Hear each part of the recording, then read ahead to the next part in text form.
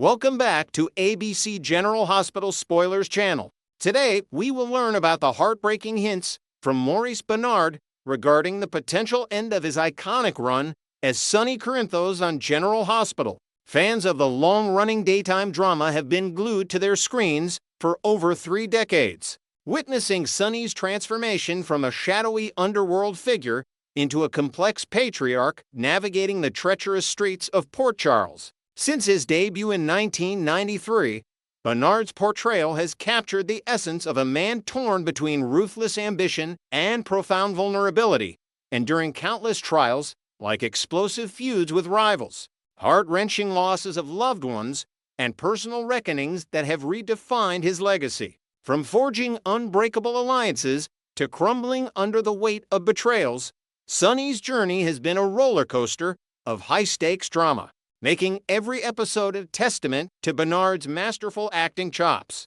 As whispers of retirement swirl, it's impossible not to reflect on how this character has become synonymous with the show's heartbeat, influencing storylines that ripple through generations of Corinthos family dynamics and the criminal empire he built brick by illicit brick. In a recent candid conversation on Richard Tate's podcast, We're Out of Time, Benard opened up about the toll of sustaining such an intense role, sparking a wave of speculation among devoted viewers who fear the mobster's era might be drawing to a close sooner than anticipated. The interview delved into Benard's personal struggles, including the emotional marathon of embodying Sonny's turbulent psyche day after day, and how it's reshaping his vision for the future. Fans are buzzing on social media platforms, sharing nostalgic clips of Sonny's most memorable moments like his epic showdowns in the docks or tender family reunions at the Quartermaine mansion while debating what a post-Sonny Port Charles would even look like. This revelation has ignited passionate discussions in fan forums, with many expressing disbelief that the man who brought raw authenticity to the screen could step away, leaving a void that's hard to imagine filling. Benard's honesty not only highlights his commitment to the craft, but also underscores the real-life challenges actors face in sustaining legendary characters amid evolving personal priorities. The implications of Benard's potential departure extend far beyond the actor himself, raising profound questions about Sonny's fate within the intricate web of Port Charles intrigue and how it could reshape the show's foundational elements. For the Corinthos family, this could mean a seismic shift in power structures, with siblings like Michael and Christina grappling with the absence of their anchor, potentially forcing them into uncharted territories of leadership and loyalty. The business, that shadowy syndicate Sonny has dominated through cunning deals and fierce protections, might fracture without his guiding hand, opening doors for opportunistic foes to exploit weaknesses or for internal heirs to stake their claims. Imagine the ripple effects on long-standing alliances,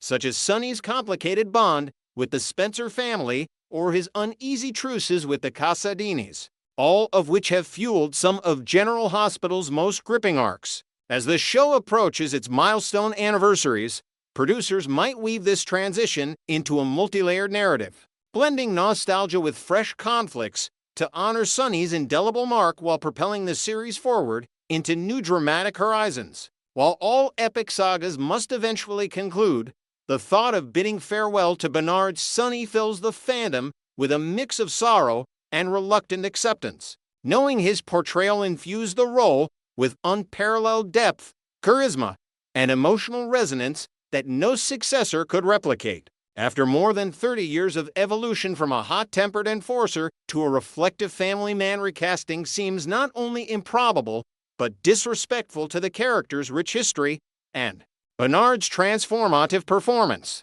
Picture the outpouring of tributes if he exited abruptly.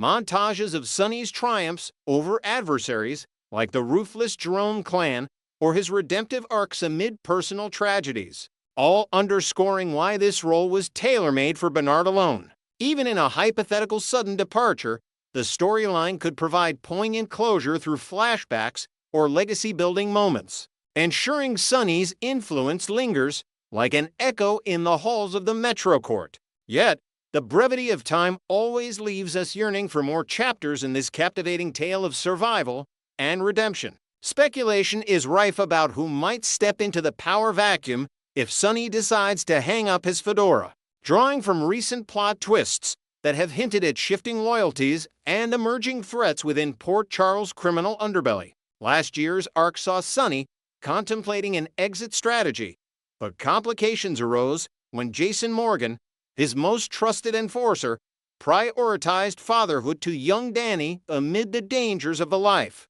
halting any immediate handover. As Danny matures into a teenager with a knack for strategy, perhaps inheriting his father's mechanical genius and his uncle's street smarts, the dynamics could flip, positioning Jason as the new kingpin while Danny evolves into a tech-savvy operative echoing Jason's early days. Envision a storyline where Jason mentors Danny through high-tension heists involving encrypted ledgers or cyber threats from international cartels, blending old-school muscle with modern innovation. Alternatively, external forces could orchestrate Sonny's downfall.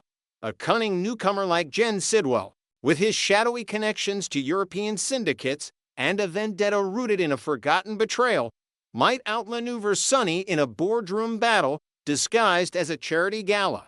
Valentine Casadini, ever the scheming aristocrat, could deploy psychological warfare, manipulating Sonny's allies through forged documents, exposing hidden family secrets from his Albanian roots. Selena Wu, the poised yet lethal Wu family matriarch, might strike during a vulnerable moment, perhaps poisoning a negotiation over underground gambling rings in the catacombs beneath the city, forcing Sonny into a corner where retirement becomes survival. Of course, the most dramatic exit remains a possibility that's both tragic and fitting for a character who's danced with death multiple times. Sonny could meet his end in a blaze of glory, mirroring the high-octane finals that have defined his tenure. Recall past deaths, like his presumed demise in a warehouse explosion orchestrated by a vengeful rival, only for clever writing to resurrect him through twin reveals or witness protection twists. This time, it might stick, providing cathartic resolution. Benard confided to Tate that prolonging his tenure until age 75 would be untenable due to the mental strain, eyeing 65 as a more feasible retirement milestone, influenced heavily by his own experiences managing bipolar disorder. This personal revelation adds layers to Sonny's narrative, suggesting a storyline where the character's internal battles culminate in a profound crisis, perhaps a manic episode triggered by mounting pressures from a federal investigation into Corinthos shipments, leading to isolation in a remote cabin where he confronts hallucinations of lost loves like Brenda Barrett. Writers could explore themes of resilience and seeking help, with Sonny confiding in a therapist or turning to unconventional allies like a reformed con artist for grounding, ultimately choosing peace over peril. Such an arc would not only honor Benard's advocacy for mental health awareness, but also deliver an emotionally charged send-off, allowing viewers to process the loss through Sonny's journey towards self-forgiveness. If Sonny's empire crumbles under the weight of his personal demons, the spotlight might inevitably shift to Michael Corinthos, whose recent evolution paints him as a natural heir to the throne, blending inherited ruthlessness with a moral compass that's starting to waver. Michael's arc has taken a darker turn, evident in his covert maneuvers against Willow Tate, whom he suspects of concealing truths about their shared custody battles, deploying private investigators to tail her during late-night meetings at the hospital, all to safeguard the twins from perceived threats. His vengeful pursuit of Drew Kane stems from a deep-seated grudge over corporate espionage at ELQ, where Michael uncovers falsified merger documents that nearly bankrupted the family fortune, fueling a plot to expose Drew through anonymous leaks to the press. Despite his fierce protectiveness towards siblings like Jocelyn and the extended clan, including tense standoffs with Aunt Carly over business ethics, Michael's willingness to partner with enigmatic figures like Jacinda Bracken, a sharp-tongued fixer with ties to offshore accounts, reveals a growing appetite for the shadows. Bracken could introduce Michael to high-risk ventures, such as laundering funds through art auctions at the gallery, testing his limits in ways that echo Sonny's early forays into organized crime. If revelations confirm Michael's involvement in shooting Drew perhaps during a stormy confrontation on the docks where old resentments boil over, it would solidify his transformation, positioning him as the unyielding guardian of the Corinthos legacy, ready to navigate alliances with figures like Dexheller while dodging FBI traps. This succession would inject fresh tension into family gatherings, with Michael balancing boardroom battles by day and clandestine deals by night, ensuring the Corinthos name endures amid Port Charles' endless cycle of drama and devotion. In NEXT, we will learn about the issue of how one family's hidden secrets nearly shattered the Quartermaine legacy in Port Charles, leaving fans reeling from the fallout of the infamous Great Quartermaine Mansion heist. The rich tapestry of General Hospital's narrative has always captivated audiences, weaving in fresh twists that honor its storied past while propelling the drama forward into uncharted territory. One such bold addition introduced Veronica Ronnie Bard as the unwitting pawn in a high-stakes scheme that targeted the heart of the Quartermaine empire, their sprawling mansion. Picture this: Ronnie, a distant relative with a mysterious background tied to long-forgotten Quartermaine branches from the 1970s oil scandals, found herself ensnared in a tense tug-of-war between the formidable Tracy Quartermaine and the ambitious Drew Kane. Drew, ever the strategic outsider with his military precision and unyielding drive, was on the verge of sealing a deal that would have purchased the estate outright, evicting the entire Quartermaine clan to the curbside amid their opulent gardens and echoing halls. It was Ronnie's last-minute intervention in covering forged documents planted by Drew's shadowy investors from ELQ's rival corporations that halted the catastrophe, preserving the family's ancestral home just as eviction notices were being drafted. Yet, this narrow escape was entirely preventable, and the blame rests heavily on Monica Quartermaine's guarded heart, whose omissions rippled through the family like a seismic fault line. Adding layers of intrigue to Ronnie's character, we can imagine her arrival in Port Charles not just as a stranger, but as a woman haunted by her own fractured past, perhaps orphaned during a corporate takeover that her late parents, minor Quartermaine allies, had opposed decades ago. This backstory would explain her initial hesitation to reveal herself fully, making her position even more precarious as she navigated the mansion's labyrinthine corridors during the heist. Monica, as the family's steadfast matriarch, had encountered Ronnie months earlier in a quiet hospital consultation room, where Ronnie sought medical advice on a hereditary condition linked to the Quartermaine bloodline, such as a rare cardiac issue that echoed Alan's old health struggles. In that moment, Monica recognized the familial resemblance, the sharp jawline, the resilient gaze, but chose silence, perhaps out of a misguided protectiveness or fear of reopening old wounds from her own turbulent marriages and losses. This decision not only fueled the heist, but also robbed viewers of a potentially transformative arc, Ronnie stepping into a role that could have mirrored Monica's own, fostering an unlikely alliance with Tracy that blended rivalry with redemption. Fans of General Hospital have long adored Monica's presence on screen, her poised elegance serving as a counterweight to Tracy's razor-sharp wit and unapologetic scheming. Monica's evolution from a young surgeon entangled in love triangles to a pillar of quiet strength made her the ideal foil, diffusing Tracy's explosive temper with measured wisdom during boardroom battles and holiday dinners gone awry. This dynamic, honed over decades of episodes, could have seamlessly transitioned to Ronnie, who brought a fresh vigor, youthful optimism tempered by street-smart survival instincts from her years drifting through corporate espionage circles. Envision Ronnie challenging Tracy not with outright hostility, but with clever banter that exposed vulnerabilities, like Tracy's hidden soft spot for lost cousins, reminiscent of her bond with Dylan in his rebellious phase. Instead, the writers opted for a shortcut, burying Monica's discovery deep in secrecy,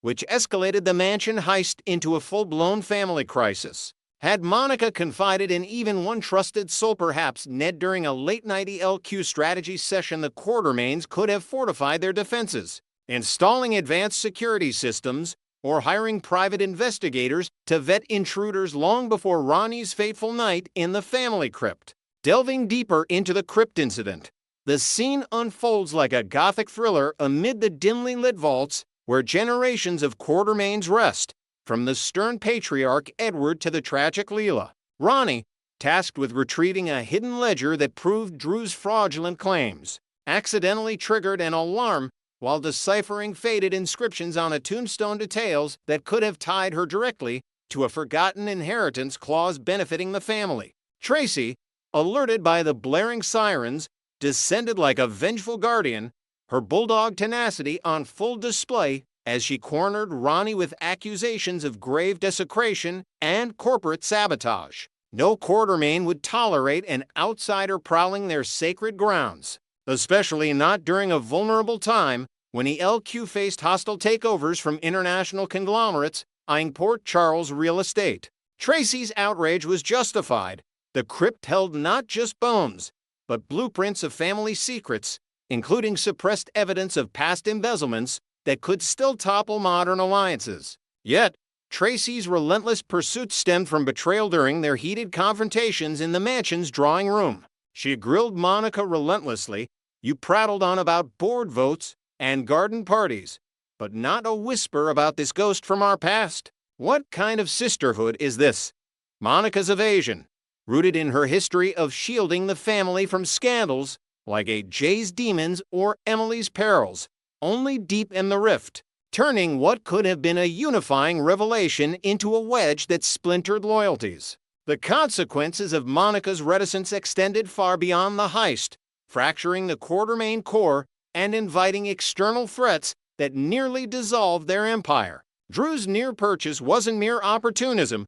It was a calculated strike backed by investors who had monitored the LQ's internal discord for months, using leaked memos, perhaps even ones Monica withheld, to justify their bid. The family, already strained by recent losses, like the absence of Gregory's stabilizing influence, teetered on collapse. Jason scrambling to rally security, Michael navigating legal loopholes, and Willow caught in the emotional crossfire as she balanced her Metro Court duties with Quartermaine ties. We cherish Tracy and Gregory's budding romance, a rare spark of tenderness amid her usual armor of sarcasm, a partnership where his journalistic integrity softened her edges. Promising scenes of quiet evenings, debating ethics over chess in the boathouse. Hopes ran high for a miraculous extension to his storyline, maybe an experimental treatment sourced from Casa Dini Labs, or a plot twist revealing his condition as psychosomatic,